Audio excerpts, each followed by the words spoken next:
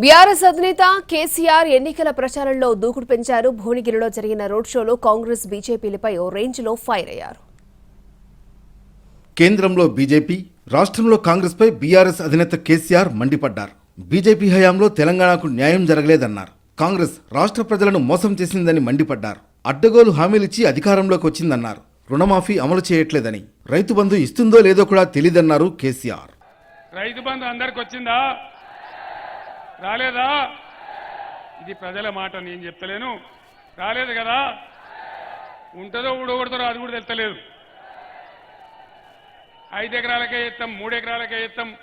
నీ అబ్బా జాగిరి పోతుందా? నీ ముల్లేమైనా పోతుందా?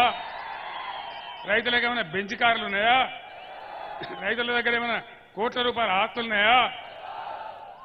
5 ఎకరాలకు ఇస్తామంటే 6వ ఎకరం నోటి ఎటు పోవాలి? 7 ఎకరాల నోటి ఎటు పోవాలి? 10 ఏళ్ల బీజేపీ పాలనలో ఏ వర్గానికి న్యాయం జరగలేదన్నారు కేసీఆర్. మహిళలపై దాడులు ఎక్కువయ్యాయని, రూపాయి విలువ క్షీణించిందని, ఇవే బీజేపీ ఘనతలంటూ ఆ పార్టీపై సెటైర్లు వేశారు. మేక్ ఇన్ ఇండియా, సబ్కా సాత్ సబ్కా వికాస్, ఇవన్నీ కూడా చాలా పెద్ద పెద్ద మాటలు చెప్పినారు. ఏమైనా లాభం జరిగిందా ఎవరికన్నా? వార్తలు చూస్తే కళ్ళలో నీళ్ళొచ్చే పరిస్థితి ఉంది. మహిళల మీద రోజు దాడులే, దళిత మహిళల మీద, పేద మహిళల మీద. డాలర్ కరెన్సీ చూస్తే దేశ చరిత్రలో ఏనాడు కూడా పడిపోనంత హీన స్థాయికి పడిపోయి 83 రూపాయలకు దిగజారిపోయింది. అంతర్జాతీయంగా ఇది భారతదేశ గౌరవం, ఇది బీజేపీ పరిపాలన ఫలితం.